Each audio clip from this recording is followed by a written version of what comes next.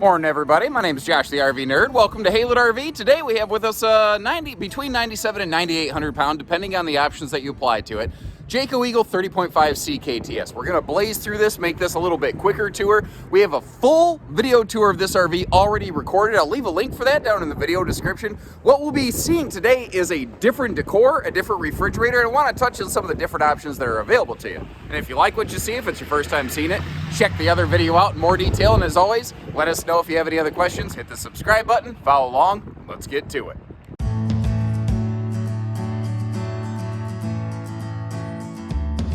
Now, one of the major differences that we're going to be looking at today is the Modern Farmhouse Decor versus their American Craftsman. Basically, today we're going to see it with gray furniture and a lot of white wood tones with, that kind of, aged distressing to give it some character, versus brown and browner. Now, brown and browner doesn't really sound complimentary when I say it out loud, but seriously, take a look at our full video tour. See this in the American Craftsman decor.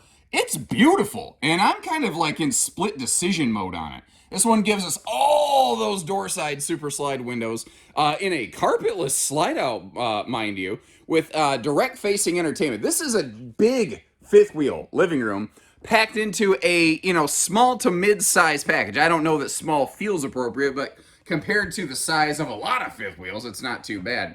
Hide-a-bed on the back, electric space heating, Tootsie Toaster over here, and that is just, you're on Boardwalk and Park Place at the easiest viewing entertainment center possible.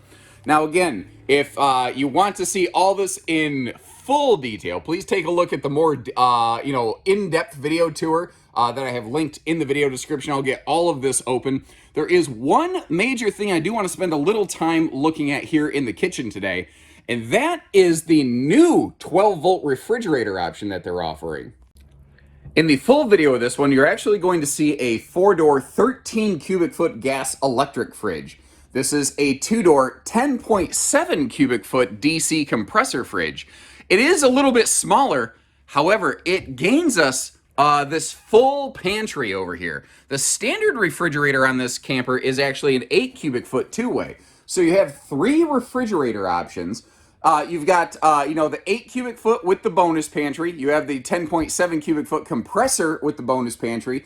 Or you have the 13 cubic foot 4-door with no pantry. Because it's a bigger fridge, it will actually basically cannibalize and encompass this extra pantry space over here. Now, as you can clearly see without me even opening everything up, you always, no matter what, have a dedicated pantry over here. Plus, against this forward wall, you have basically a ton of additional storage that could be some amazing pantry space. So you're never going to not have a pantry. But I have this one built for maximum dry storage. And I know a lot of people have been asking for that 12-volt fridge on this one. I've been a big proponent waiting for it to happen. I'm glad to finally see it become available in models like this, and I would really value your feedback. If you were buying one of these, which decor would you choose? Which refrigerator would you choose? And why would you choose it? Now, some very eagle-eyed viewers, see what I did there? Will recognize this bathroom is actually flip-flopped from what it was in years past. Personally, I like this arrangement a little bit better. And what I mean by that is the location of the sink and the toilet have basically traded. And I think it gives you a little bit better, a little more functional counter space right here. This is a dual entry bed and bath. You see how the closet actually penetrates through from the bedroom here into the bathroom. There's a sliding privacy door there, of course. Another major optional item for which I always value your feedback as viewers, thank you very much, is the availability of a factory second air conditioner that you see right here. They're both 15,000 BTU units. That gives this RV 30,000 BTUs of cooling power, which is the same as you're going to find by default in something like a North Point, a Pinnacle, a Keystone, Montana, Actually, what's interesting is Eagle was doing the dual 15s even before Montana High Country. Another thing that I like some feedback on right here is what we're looking at is the king bed option. There's a reason that I tend to do these, and I'd like to run you through that real quick. So basically, here's the thing. I like to provide the king from the factory as much as I can in the Eagle HT fifth wheel series specifically. Because if you want the king, bam, it's there, you're done. If you don't want it, it is way, way easier to go out and find a residential queen mattress that will properly fit this RV. Maybe you need to shave a little bit of the plywood decking under the mattress itself, but the box, the storage that's under all of this, that's the same size no matter what. So it's really easy to go from a king to a queen, but if the RV's built with a queen and you want to go up to a king, it's trickier to size and source that kind of mattress. It's trickier to expand a plywood deck platform. You basically got to rebuild it unless you want the mattress to sag off the side, which is going to defeat the purpose of a king bed anyway, because, you know, if you lay on it, you're going to roll off the side of this thing. So that's why I do it. Does that make sense? Am I overthinking it? Sometimes I land myself in these cases of paralysis by analysis, and really, you folks, you really do help me keep me on the straight and narrow track sometimes. Kind of like my wife. I would be an absolute mess without her. She is an absolute godsend to me. Right away, as we step outside, we see she is slide awning ready, and take a look at these steps. Like everybody does the stable steps nowadays, but you can see these are the zero gravity variety, and they're actually giving us double entry handles for easier come and go. We've got the best-in-class Goodyear Endurance radials down there with a MORryde CRE 3000 suspension system. You don't know what that means? That means compression rubber equalization with 3 inches of wheel travel. That is the same kind of suspension you get in these big full-time RVing luxury fifth wheels. Wouldn't you know it? This carries a warranty for full-time RVing. Not to mention the fact that, you know, you've got those best-in-class tires, the smaller length, that pivoting pin box.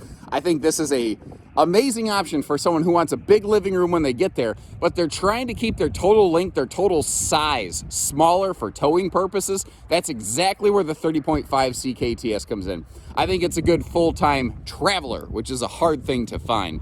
Again, if you'd like to see all the baggage doors and everything open in detail, check our full video tour. But I do want to give you at least a couple looks at like the enclosed docking station here, as well as this, I think actually pretty decently sized basement compartment. Of course, that belly's enclosed and heated, but one of the cool things Jayco does with every single Eagle floor plan is that every model is individually cold chambered and checked for hot-cold camp capability and proven to make sure that they can, achieve that. Auto leveling finally now standard on these, and this was the first mainstream fifth wheel of which I'm aware that standardized the inclusion of this rear, not just accessory hitch, but towing hitch. 3,000 pound tow limit, 300 pound tongue limit. It has the handy little safety chain hooks as well as the 4-way wiring harness on the back here. And once again, all the windows in the world over here on the door side. But they've got an interesting new little widget that has been added to this since our full video tour is even created, and that is the J-port. So on its own, just sitting here, it doesn't do terribly much. But basically, the RV has a second 2-inch receiver hitch now built off the side of it, where if you want to put like a Blackstone griddle mount like you find on some of those new J feathers, there's like hammock mounts, there's little seats. I've even seen, basically, have you guys ever seen those little toilets that can insert into the 2-inch receiver hitch on the back of a pickup truck or something called the bumper dumper? In theory, if you were boondocking in the middle of nowhere and you didn't want to go inside, you could actually use one of those out here. The point is, this is just an extra thing that Jayco's doing that is very uncommon throughout the industry. That it's just cool to see them always pushing forward, always advancing. Even since we did record that full tour, they're still making improvements. So once again, remember, just a quick flyby today. If you want to see it in full gory detail, basically, with all the cabinets open and everything else, including slide closed in travel mode, check the link in the video description to see the full tour of this one. You also get to see it in the other decor, the American Craftsman, and with the different refrigerator option, and maybe a couple other different odds and ends here and there. And as always, if you appreciate what we're doing here for you, hit that subscribe button, follow along. And as always, take care, stay safe, have fun, and happy Haylett camping, everyone.